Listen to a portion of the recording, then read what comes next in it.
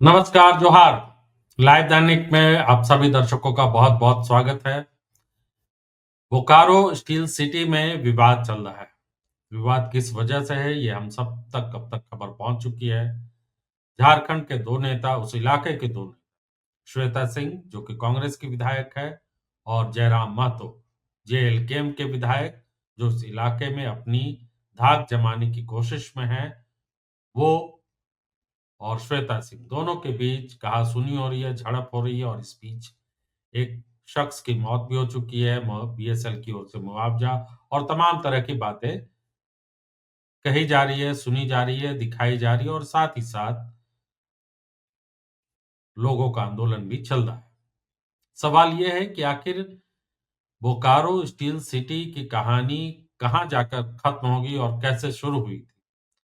क्या Bokaro steel city में जो हम देख रहे हैं, मजदूरों का आंदोलन, विस्थापितों का आंदोलन, कहानी सिर्फ उतनी भर है या इसके पीछे एक बड़ी साजिश है या इसके पीछे एक बड़ी कहानी है? इस कहानी को समझने की इसलिए बहुत ज़रूरत है, क्योंकि जो दिख रहा है वाक़ई में हकीकत वैसी नहीं है। बोकारो स्टील सिटी की कहानी शुरू से लेकर आज तक यानी जब इस शहर की कल्पना 1955 में की गई थी और उसके बाद 2025 यानी कि 70 साल के बाद भी इस शहर के साथ जो विवाद जुड़ा हुआ है, अभिशाप जो जुड़ा हुआ है, वो खत्म होने का नाम नहीं ले रहा है। जिस शहर को नेहरू और इंदिरा गांधी जैसी शख्सियतों ने पनाह दी, उनको अपने सपनों की उड़ान, हिंदुस्तान के सपनों की उड़ान को स्टील के पंख देने की कोशिश की, उसी शहर में हर वक़्त इसी तरह के विवाद नज़र आते हैं। गाहे-बगाहे चुनाव के वक़्त जो विस्थापितों का और उसको लेकर जो सियासत चलती है, उसको लेकर बहुत गरमा-गर्मी की खबरें हमेशा सुर्खियों में रहती है। लेकिन कहानी यहीं खत्म नहीं होती, कहानी इससे पहले की भी है और इसके बाद की भी है। बोकारो स्टील सिटी सिर्फ एक प्लांट भर नहीं है जहाँ पर स्टील का निर्माण होता है या स्टील पैदा की जाती है। वो कहानी भारत के आर्थिक ताकत का एक बड़ा मंदिर माना जाता है बोकारो स्टील सिटी। भिलाई के बाद बोकारो स्टील सिटी का निर्माण कराया गया, सोवियत संघ की मदद से कराया गया, ये सब हम सब जानते हैं। लेकिन इसके पीछे उस वक़्त से लेकर अभी तक बड़ी साजिशें रची जाती रही है या इस पर पूरी दुनिया की नज़र रही है, ख़ास तौर से अमेरिका की। अमेरिका की क्या कहानी है बोकारो स्टील सिटी से, इसकी कहानी हम सीआईए का के जो तार जुड़े हुए हैं, वो भी हम आपको बताएँगे और वो भी बताएँगे कि ये बोकारो स्टील सिटी को लेकर जो विवाद रहा है, वो उसकी वजह क्या रही। लेकिन हम सबसे पहले आपको वो डाटा दिखलाने की कोशिश कर रहे हैं, वो जानकारी दिखलाने की कोशिश कर रहे हैं, जिसको लेकर अक्सर ये कहा जाता है कि हज़ारों लोगों को अभी भी नौकरियाँ नहीं मिली है। जो बोकारो स्टील सिटी के विस्थापित हैं, उनको मुआवज़ा तक नहीं मिला है। सरकार ने संसद में 2013 में और उसके बाद भी उससे पहले भी कई बार इस मामले में आधिकारिक तौर से जवाब दिया है कि कितने लोगों को मुआवज़ा मिला, कितनी ज़मीन ली गई। ये हम आपको अपने दर्शकों को हम दिखलाने की कोशिश कर रहे हैं। तो सबसे पहले हम अपने दर्शकों को दिखला रहे हैं ये डाटा जो है अ, वो जिसके जो आपको दिखलाने की कोशिश इसलिए बहुत ज़रूरी है क्योंकि यहाँ पर ये बताना बहुत ज़रूरी है क्योंकि बोकारो स्टील सिटी में जो करीब 26,000 एकड़ ज़मीन जो है, वो यहाँ पर ली गई थी। देखिए, मुआवज़ा जो मिला गैर कृषि भूमि के लिए वो विस्थापित हुए 6,019 परिवार बोकारो स्टील सिटी में विस्थापित हुए। ज़ाहिर-सी बात है कि बड़ी संख्या में विस्थापन हुआ। उस वक़्त इतनी आबादी थी। विस्थापितों को नौकरी जो कि 16,000 यानी 6,000 से अधिक परिवार विस्थापित हुए और 16,000 लोगों को नौकरियाँ मिली हैं। ये सरकार के तरफ से जो आंकड़ा आया है, वो है और ये देखिए ज़मीन अधिग्रहण जो है 26,908 एकड़ ज़मीन जो बोकारो में ली गई थी। पूरी ज़मीन जो है 26,908 एकड़ ज़मीन लोगों ने दी, जंगल की ज़मीन थी, वन भूमि थी या फिर गैर मंजूर ज़मीन थी और जिस पर आज ये बोकारो स्टील सिटी बसा हुआ है। अब इसमें गैर मंजूर जो ज़मीन है, वो हम आपको दर्शकों को बता दें 3600 एकड़ एकड़ जो यानी 26,000 एकड़ में 3600 एकड़ जो है गैर मंजूर ज़मीन है। अब वन भूमि देखते हैं 778 एकड़ से ज़्यादा ज़मीन जो है वन भूमि की ज़मीन रही है। तो ज़ाहिर-सी बात है कि वन भूमि की भी 26,000 एकड़ में अब मुआवज़ा जो मिला ₹8,000 प्रति एकड़, जो 1984 का जो कानून था लैंड एक्विजिशन का, भूमि अधिग्रहण का, वो उसके मुताबिक 8,000 करोड़ 800 रुपए प्रति एकड़ जो है वो मुआवज़ा मिला और ₹6,000 गैर कृषि भूमि के लिए। अ, तो अब जिसके पास उस ज़माने में 1 एकड़ ज़मीन थी वो उसको ₹8,000 मिले और परिवार को एक नौकरी मिली। ये कहना तो 1984 में। 1984 में ₹1 का क्या वैल्यू था ये दर्शक अच्छी तरह से जानते हैं, गूगल पर सर्च करने पे ये पता चल जाएगा।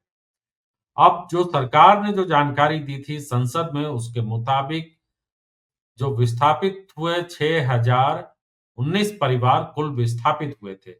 जब से बोकारो स्टील सिटी का निर्माण के लिए जो ज़मीन ली गई थी, उसमें 6,019 परिवार विस्थापित हुए और उसमें 16,000 लोगों को यहाँ परिवार की जगह अगर उसको लोग समझे 16,000 लोगों को नौकरियाँ मिली। तो इतनी संख्या में नौकरी मिली और सरकार ने संसद में बाकायदा ऑन द रिकॉर्ड ये जानकारी दी है कि अब जो नौकरियाँ जो मिली हैं, वो नौकरियाँ सरकार को बीएसएल ने जो नौकरियाँ दी है, वो विस्थापितों की संख्या से ज़्यादा नौकरियाँ बीएसएल दे चुकी है। ये भी सरकार का बीएसएल का दावा है और संसद में इसकी जानकारी दी जा चुकी है, कई बार दी जा चुकी है। तो इसलिए ये एक अब इसमें डाटा पर विवाद नहीं हो सकता है। हालाँकि बीएसएल की नीति या उसकी कार्यशैली पर सवाल उठाए जा सकते हैं, सरकार की नीतियों पर सवाल उठाए जा सकते हैं, लेकिन जो डाटा है, वो अपने दर्शकों को हम बता रहे हैं। अब ये कहानी शुरू होती है आपको बता दें कि 1955 से।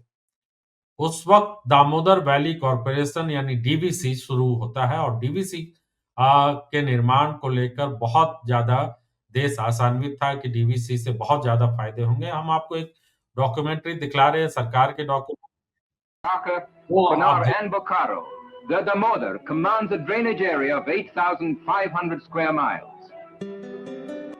This great river basin is a veritable तो treasure ये house of जो है nature, for it river contains, among basin other जो है materials, दामोदर rock, घाटी copper, नदी coal, घाटी iron ore, में bauxite, उस वक़्त की mica, lead, and तस्वीरें हैं। आज silver. से 70-80 साल Unfortunately, most of 75 this साल mineral पुरानी ये wealth remains तस्वीरें untapped हम अपने दर्शकों because को there's no दिखा रहे हैं adequate जबकि power to Damodar unload valley it. Corporation के ज़रिए इसका During the dry months of the year, DVC the का Damodar is nothing more than a निर्माण हो रहा था। simple shallow Maithon, stream. Panchet, But the Kunar monsoon कई rains डैम will इस change पर it बने। overnight into a raging torrent, हालाँकि causing year बारिश after में year इसको बंगाल का death and शोक भी कहा destruction on जाता a है gigantic दामोदर scale. को और बारिश के पहले No wonder जब then the Damodar गर्मी is होती थी called तब बहुत the ज़्यादा पानी River नहीं of होता था, Sorrows. लेकिन इसको लेकर Apart from the पूरे देश untold में loss of बहुत human बड़ी life and उम्मीद थी property, लोगों को कि recurring floods हम erodes a डीवीसी के fertile बनने से soil, which पूर्वी results in भारत को barren एक land. बड़ा फ़ायदा होगा।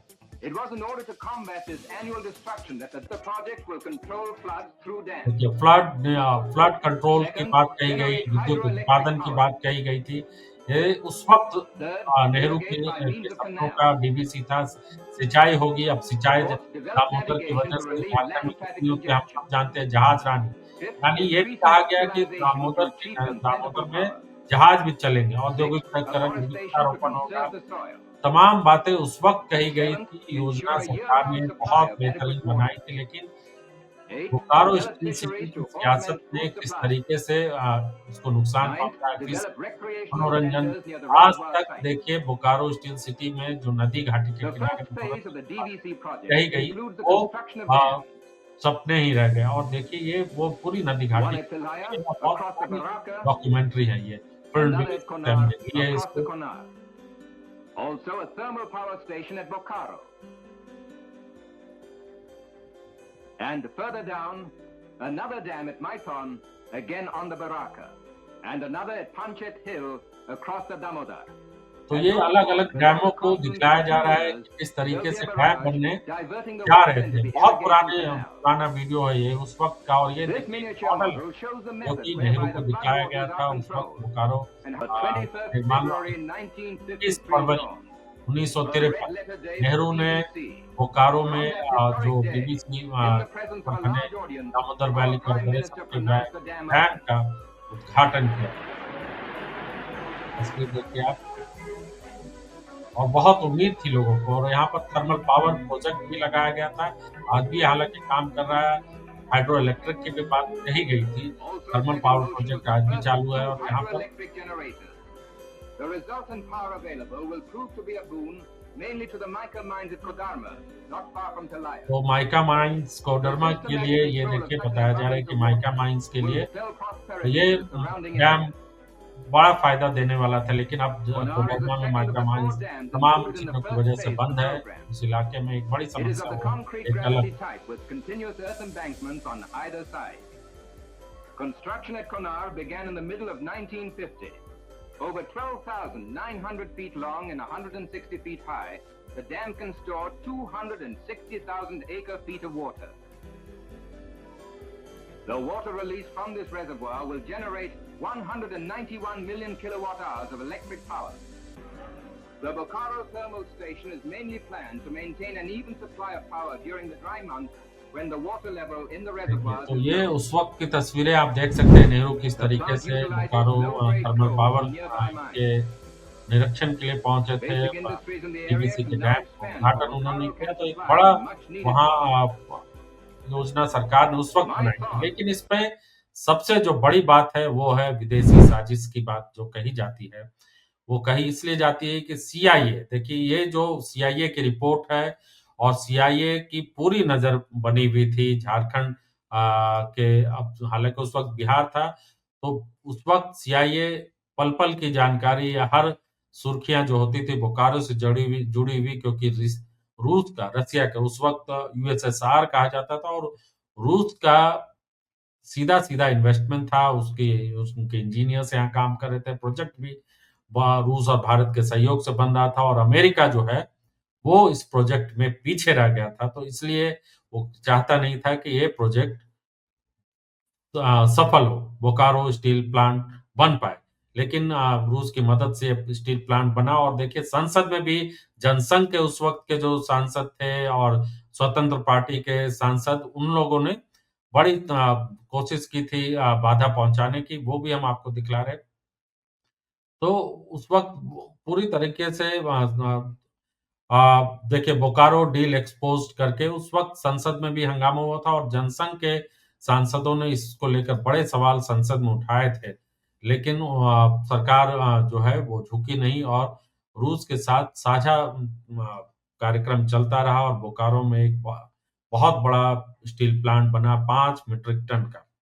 उसके बाद 1972 में ये प्लांट की शुरुआत हो गई। 1955 में आपको बता दें कि 1955 में ये जो है चला, शुरुआत उस वक़्त अब जो पंचवर्षीय योजनाएँ चलती थी उसमें इसका ज़िक्र हुआ। 3 करोड़ 75 लाख रुपए से शुरू हुए बोकारो स्टील प्लांट को आप सोचिए, 3 करोड़ 75 लाख रुपए का सपना था, जो 1955 से शुरू हुआ, 1972 में फिर प्लांट का निर्माण पूरा होने के बाद इसमें प्रोडक्शन जारी हुआ। तो इस मामले में बोकारो को लेकर जो विस्थापित है, उनकी अलग शिकायतें हैं, उनकी बड़ी ज़मीनें गईं, और कई हज़ारों एकड़ ज़मीन जो है, वो कृषि योग्य ज़मीन थी, और हज़ारों पर 6,000 परिवार विस्थापित हुए, सिर्फ़ बोकारो स्टील प्लांट।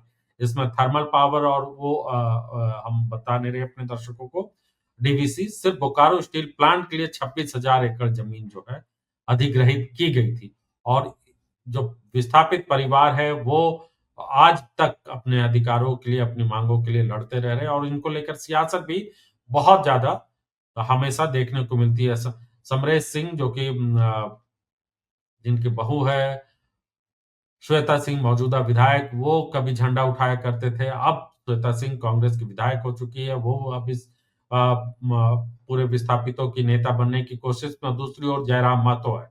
जयराम महतो किस तरीके से विस्थापितों की मांग को लेकर, जमीन अधिग्रहण को लेकर मुद्दा बनाते रहे, क्योंकि उनकी उनकी जो मांग है मूलवासी आदिवासियों की कि उनकी जमीन गई है, लेकिन उनको फायदा नहीं हुआ।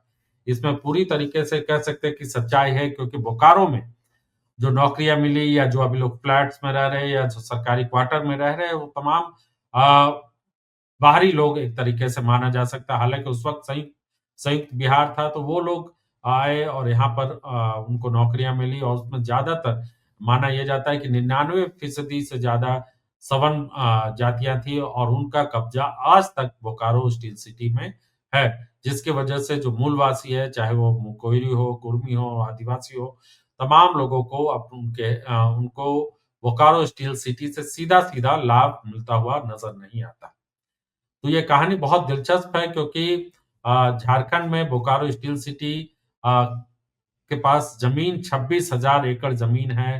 बोकारो स्टील सिटी का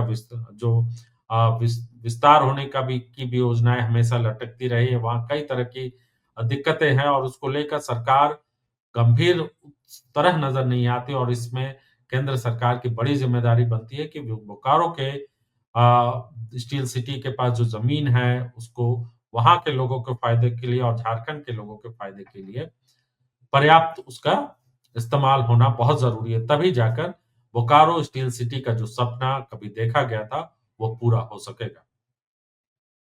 जोहार।